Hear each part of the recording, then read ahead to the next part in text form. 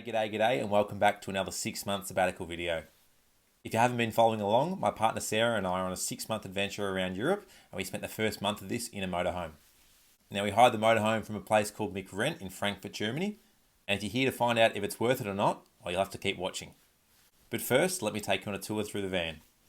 Welcome to our motorhome.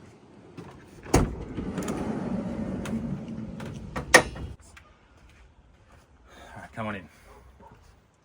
So we'll start with the front. Driver's seat, passenger seat.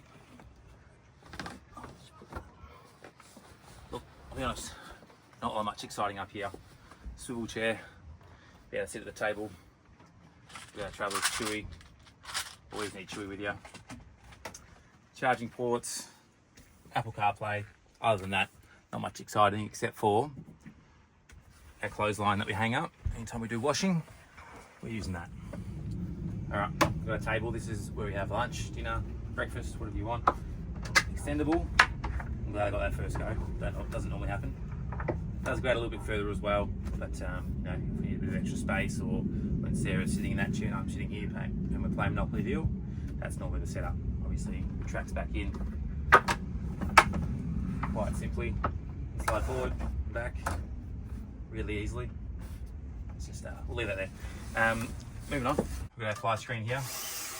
A lot of insects around Europe, which we didn't expect compared to Australia, but anyway, onto our fridge. Look, we're a little bit bare at the moment. Definitely might need to go for a shop soon. We've got our, what do you call this, Sarah? Fridge cigarette. But other than that, probably need to top up some other stuff as well. All right, we've got our stove for cooking, gas bowl underneath, which I'll show you guys a bit later. But stove, sink, with the glass plate as well.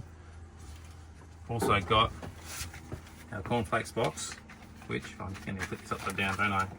We've got our Tour de France sign that we took with us. Might have seen that one already.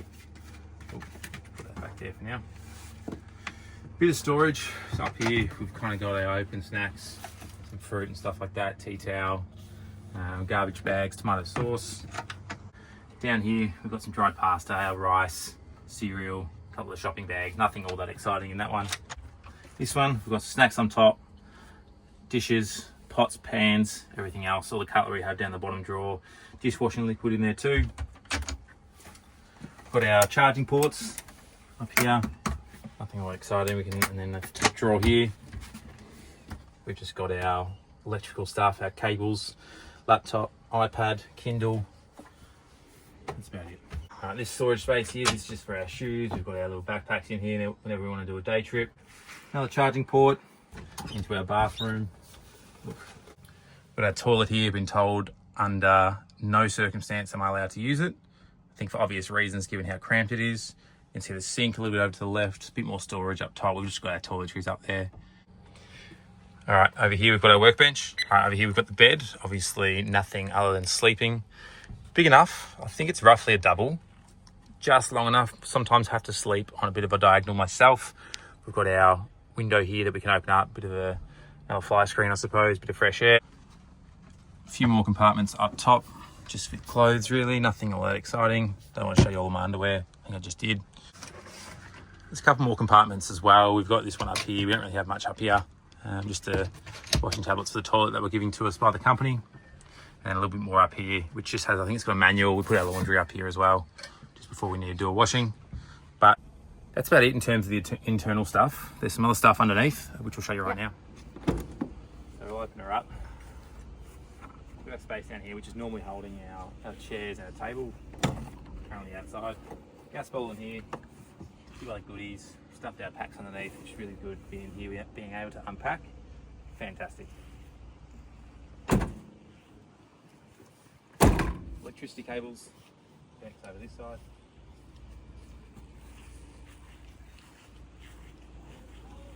Just here. You can see we've got our van on our blocks as well, just to keep it nice and level, you know, when the bed is in action. Got our awning up here as well. Obviously for sunny days like today, or it's a little bit cloudy I suppose, but this is one of the better days we've had in the last week. We put our shade sail up, our awning up, and sit out. And of course, play Monopoly Deal. In terms of the van tour, This is the actual route that we took with our motorhome. So as I've already mentioned, we picked it up in Frankfurt, Germany, drove it to Denmark and then to Sweden and to Norway, and that was all within about the first 3 or 4 days. We spent a bit over a week in Norway before driving back down to Denmark via a ferry, then to Luxembourg, to France, Interlaken, Switzerland, Bern, and then back to Frankfurt. Now, if you know anything about the geography of Europe, you'll know that we did a fair bit of driving from that clip. I think we did just a tick under 6,000 kilometres total. I'll definitely recommend paying for unlimited driving if you aim to cover as much ground as we did. Now, as I mentioned in the intro, we used a company called McRent. I definitely recommend McRent. They were super easy to book with online and extremely thorough once we arrived and took us through our actual motorhome. We paid about $7,000 for our van for 28 days of hire. This equates to about $250 per day. Part of the reason we did this from Frankfurt, Germany was because of this price. We wanted to spend a fair bit of time up north in Norway, Sweden, etc. When we looked at this price for $7,000, we could only get 14 days hire, which is about $500 per day. There's obviously a few extra costs to this as well. Fuel, groceries, tolls, campsites. There's probably a couple others I'm forgetting off the top of my head, but they're definitely the main ones that added on for us. In terms of finding those campsites, there was 2 main apps that we used. Campio was number 1. Now, Campio is mostly available throughout Norway. We found that you can book directly through this. It had a pretty good indication of what sites were available and what weren't, and it told you pretty clearly what amenities and facilities were available at the campsite too. The next one that we used was Park for Night. I would say this is probably the best overall, and it gives you a really good indication if you're going anywhere other than Norway. I would use Park for Night anywhere else throughout Europe. If you are in Norway, Campio is definitely the way to go. Overall, did we enjoy it? I would say that we definitely did, but there were some pros and cons that I will talk through now. Starting with the pros, obviously a motorhome is a transport and accommodation combined, which can really cut down some of the costs that you may have used if you were looking at driving around in a car. It's a great way to cut down on costs on some things like food, as you have your own fridge, you can store things like milk for cereals, lunches, etc. And you've also got a stove where you can cook your own meals for lunch and dinner. Things that we enjoyed most about our motorhome is the fact that we could actually unpack. When you're in a motorhome, you're in your accommodation all the time, so you can easily just take it all out and put it all back together.